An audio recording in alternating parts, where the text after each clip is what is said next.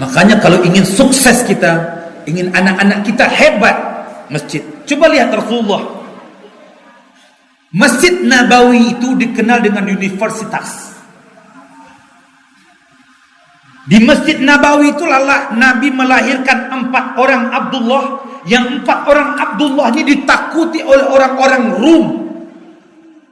Kekuasaan dikdaya ketika itu adalah Farsi dengan Rum. Betul. Tapi 4 Abdullah ini ditakuti oleh orang-orang Rum dan Farsi. Siapa mereka? Abdullah ibnu Abbas, Abdullah ibnu Umar, ya, Abdullah ibnu Mas'ud, Abdullah ibnu Abi Sa'id Al-Khudri. 4 Abdullah ini ditakuti oleh orang-orang Rum. Sebab 4 orang ini yang dididik oleh Nabi SAW di Masjid Nabawi menjadi orang yang hebat.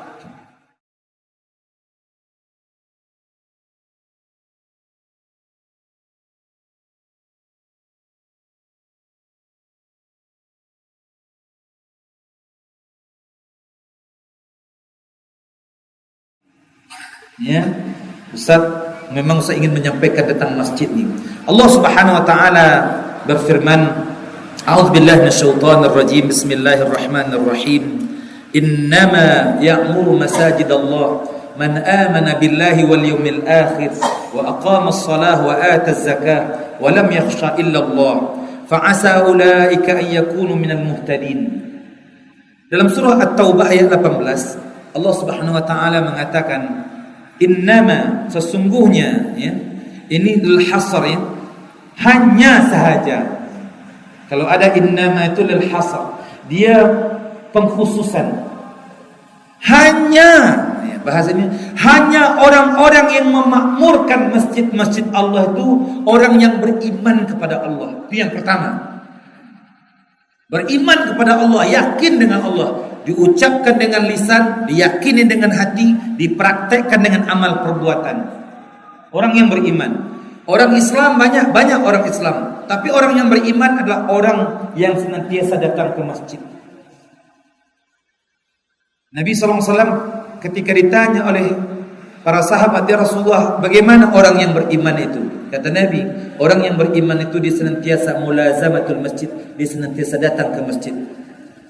Kalau orang datang ke masjid, maka saksikanlah, kata Nabi, dia betul-betul beriman. Itu ciri orang yang beriman yang pertama. Sebab walaupun dia mengatakan asyhadu an la ilaha illallah wa asyhadu anna muhammadar rasulullah, Islam dia, dalam KTP-nya Islam. Tapi kalau dia tidak datang ke masjid, dia belum dikatakan beriman, baru Islam.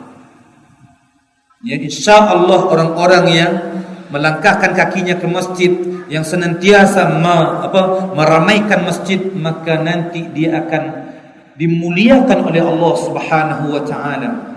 Nabi sallallahu alaihi wasallam menyatakan sab'atun yudhallimuhumullah fi yawmin la dhilla illa dhilluh. Salah satunya rajulun qalbuhu mu'allaqun aw muta'allaqun bil masajid. Ada 7 golongan yang mana di padang mahsyar nanti tidak ada perlindungan, tidak ada naungan. Matahari sejengkal mendidih otaknya, menggelegak otaknya.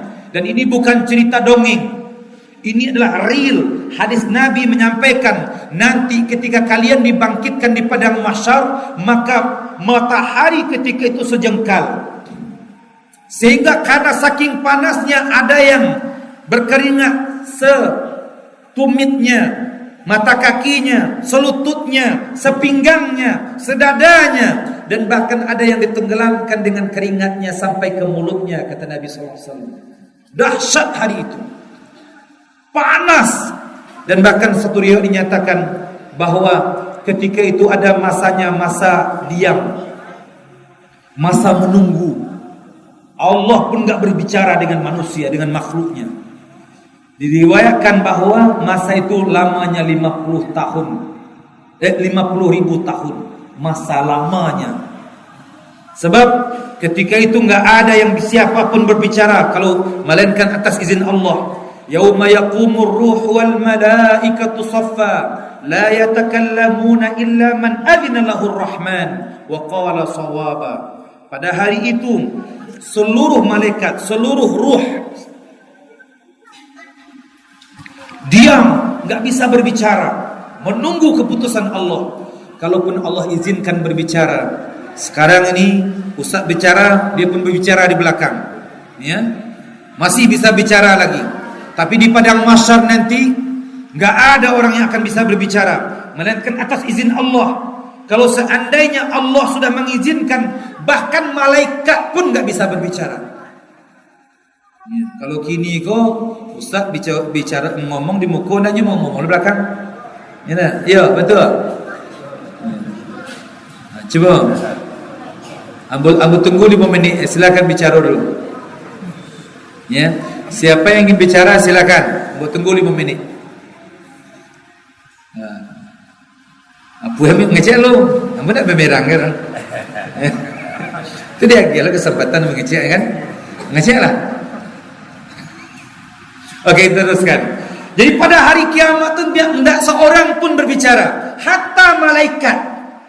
Sampai malaikat pun nggak bisa ngomong. Kalaupun Allah izinkan dia ngomong berbicara, maka malaikat mengatakan la ilaha illallah, la ilaha illallah. Sebab malaikat pun nggak tahu keadaan setelah kiamat.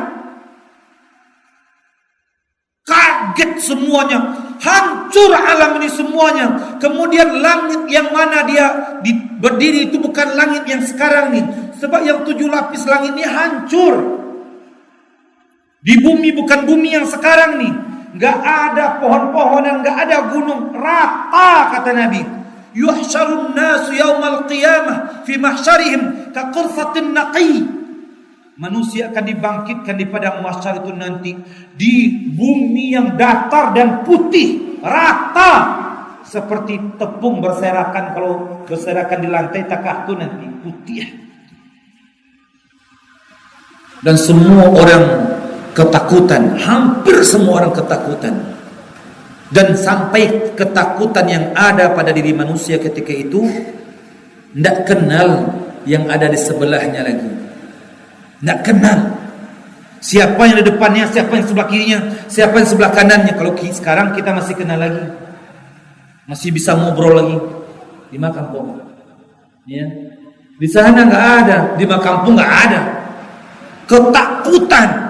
Maka 7 golongan yang akan selamat, yang akan tenang, yang akan mendapatkan perlindungan Allah Subhanahu wa taala, yaitu rajulun, salah satunya di antara 7 golongan itu rajulun qalbuhu mu'allaqun atau muta'allaqun bil masajid, seorang laki-laki hatinya yang senantiasa bergantung ke masjid. Ustaz, laki-laki saja Ustaz, berusi bah. Bu, dalam hadis kau laki-laki bu. Kalau disebutkan laki-laki, maknanya perempuan pun ada dalam itu. Ada dalam perkataan laki-laki itu. Sebab kata Nabi, An-nisa syaqaiqur rijal, wanita itu adalah sahabat kandungnya perempuan. Kalau disebutkan laki-laki, mesti ada perempuan dimaksudkan di situ. Tapi kalau disebutkan perempuan, belum tentu ada laki-laki di situ. Makanya rajulun, seorang laki-laki hatinya senantiasa bergantung ke masjid.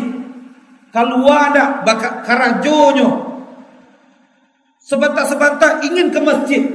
Orang sepertiku, masya Allah, alun adzan jalan nyulah datang ke masjid, lalu mempersiapkan dirinya untuk Allah Subhanahu wa taala. Orang yang seperti ini, Allah lebih cepat lagi untuk memenuhi hajatnya dan keinginannya. Makanya takhallaqu bi khuluqillah. Berakhlaklah kamu seperti mana kamu berakhlaklah kamu kepada Allah seperti mana Allah berakhlak kepadamu. Maksudnya apa? Allah akan bermuamalah kepada kamu bagaimana kamu bermuamalah dengan Allah Subhanahu wa taala. Kalau kamu bermuamalah cepat dengan Allah, Allah lebih cepat lagi. Kamu dekat dengan Allah sejengkal, Allah satu hasta. Kalau kamu dekat dengan Allah satu hasta, Allah satu depa. Kalau kamu dekat dengan Allah satu depa, Allah berjalan. Kalau kamu dekat dengan Allah atau kepada Allah berjalan, Allah berlari. Gimana enggak akan bagus kehidupan kita? Makanya seorang laki-laki ini, masya Allah, senantiasa bergantung hatinya ke masjid. Saya, ketika saya pernah ceramah di Atambua itu di ujung Indonesia, sebelum Timor Leste. Jadi ada salah seorang jemaah saya itu, dia suka betul ke masjid. Dia jual emas. Warung apa namanya, toko emas. Kemudian istrinya ngadu kepada saya, Ustaz, ya, abang Ustaz tuh sebentar-sebentar aku musaji, sebentar-sebentar aku musaji. Tapi terus kenapa, Kak? Kadai panuh, toko panuh orang banyak. Nyuku musaji tarui. Toko panuh, banyak orang belanja. Toko emas. Sehingga saya bilang, Kak, Akak tahu enggak? Karena abang Akak sering ke masjid itu, makanya kedai Akak panuh. Pelanggan banyak datang. Jadi jangan salahkan suami yang senantiasa datang ke masjid, tapi cari solusi aja. Cari staff perempuan, ya kan? Bisa dia semakin banyak pelanggan, ya nggak apa-apa. Suami rajin ke masjid, kedai penuh, kan itu memang kenikmatan. Sebab kalau sejengkal kamu dekat kepada aku satu hasta, kata Allah Subhanahu Wa Taala. Maknanya semakin dekat kita dengan Allah, Allah semakin hebat kepada kita. Makanya berakhlaklah kepada Allah seperti mana Allah berakhlak kepada kita. Kalau kita ingin bagus, maka berakhlaklah kepada Allah dengan sebaik-baiknya. Makanya laki-laki yang senantiasa hatinya bergantung ke masjid, dia akan mendapatkan perlindungan. Istri bagaimana? Maka kata Nabi sallallahu alaihi wasallam, seorang wanita itu memang salatnya lebih baik di rumah. Bahkan dalam rumah tu yang paling tersembunyi lagi, di tempat yang tersembunyi lagi, lebih yang tersorok lagi, itu tempat salat wanita yang terbaik. Tapi kata Nabi sallallahu alaihi wasallam, kalau istri kamu ingin ikut ke masjid, jangan dilarang. Bu, kalau seandainya ibu mempersiapkan segala-galanya supaya suami ibu pergi ke masjid, ibu nak pergi ke masjid, ibu persiapkan pakaiannya semuanya, kemudian di rumah ibu siapkan makan untuknya. Ibu tahu enggak, dalam satu pendapat menyatakan bahawa seorang istri itu, suami dapat 27 derajat, istri dapat 2 kali lipat, 54 derajat. Istri walaupun enggak datang ke masjid, dia mendapatkan 2 kali lipat berbanding suaminya, sebab dia yang menguruskan segala keperluan suaminya. Makanya wanita ini pahalanya jauh lebih besar berbanding laki-laki di satu keadaan, terkhusus dalam salat berjamaah ini. Apatah lagi kalau dia membangunkan abangnya salat subuh, bang. Sebab apa? Dia yang menjadi penyebab suaminya pergi ke masjid. Bang, bangun bang, sudah subuh bang. Apalagi kalau diciumnya dulu suaminya, masya Allah. Dia tegah bu, nah, bu. Letakah tu membangunkan suami atau waktu sebelum beranak sih, pertama-tama nikah saja. Jika kini menyambung subuh, di hari mananya, masya Allah. Bu, jangan tekah tu membangunkan suami bu dengan kasih sayang, ya, supaya suami itu sayang pula dengan istrinya. Sebab memang suami itu mungkin umurnya sudah 60 tahun, 70 tahun. Tapi kan itu kan dunia. Tapi bayangkan bahwa nanti di sorga umurnya 30 tahun, 33 tahun. Dan tampannya 99 lebih tampan berbanding di dunia ini. Ya kan? Makanya bangunkan sayang, ya. Kemudian tidak mau coba bangun dah. Bisian kata telingonya. Yang mau abang menikah surang lain. Ah, capek bangun itu mak. Allah Akbar. Laki-laki gue yang terkata bu kalau disabut terkata capek je gue itu. Yo kau je. Langsung yang mana? Masya Allah. Ya Allah. Maka masjid ini memang kenapa kita membicarakan tentang masjid? Sebab masjid ini segala-galanya. Bahkan Nabi SAW memulai dakwahnya hebat itu. Coba kita lihat, subhanalladzi asra bi'abdihi lailan minal masjidil haram ilal masjidil aqsa alladzi barakna haulah. Kenapa malaikat Jibril tidak menjemput Nabi di rumah bibinya? Kenapa malaikat Jibril tidak menjemput Nabi di rumah istrinya? Tapi kenapa Nabi diajak ke masjid dan melakukan perjalanan Isra itu bermula daripada masjid, kemudian menuju masjid, kemudian daripada masjid menuju masjid yang di atas langit.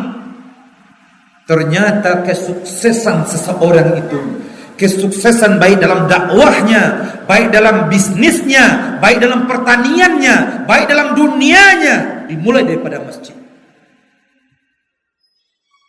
Makanya Nabi SAW itu ketika dia memulai Isra, yaitu daripada Masjidil Haram ke Masjidil Aqsa, dari Masjidil Aqsa ke Sidratul Muntaha, dari Baitul Ma'mur, ada masjid di atas langit itu yang para malaikat pun bertawaf di Baitul Ma'mur itu, dan bahkan disitulah Nabi menjadi imam untuk seluruh malaikat.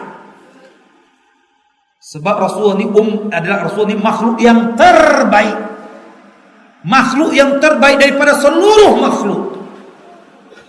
Dan bahkan ada hadis qudsi, walaupun sebagian pendapat mengatakan hadis qudsi ini lemah, tapi secara kontennya benar, sahih, kuat. Berkata Allah Subhanahu wa taala, tidaklah aku ciptakan dunia ini kalau bukan lantaran engkau wahai Muhammad. Kenapa saya katakan konten dia sahih? Sebab apa? Sebab dalam ayat Al-Quran Allah mengatakan, wa ma arsalnaka illa rahmatan lil alamin. Alam ini, Nabi ini rahmat untuk seluruh alam. Sedangkan Allah tu alhamdulillahi rabbil alamin, segala puji bagi Allah Tuhan semesta alam. Maka Nabi ini menjadi imam untuk seluruh malaikat, dan jumlah malaikat itu triliun. Kita teruskan. Makanya kalau ingin sukses kita, ingin anak-anak kita hebat, masjid. Coba lihat Rasulullah. Masjid Nabawi itu dikenal dengan universitas. Di Masjid Nabawi itulah Nabi melahirkan 4 orang Abdullah, yang 4 orang Abdullah ini ditakuti oleh orang-orang Rum. Kekuasaan dikdaya ketika itu adalah Farsi dengan Rum. Betul. Tapi 4 Abdullah ini ditakuti oleh orang-orang Rum dan Farsi. Siapa mereka? Abdullah ibnu Abbas, Abdullah ibnu Umar, ya, Abdullah ibnu Mas'ud, Abdullah ibnu Abi Sa'id Al-Khudri. 4 Abdullah ini ditakuti oleh orang-orang Rum, sebab 4 orang ini yang dididik oleh Nabi SAW di Masjid Nabawi menjadi orang yang hebat.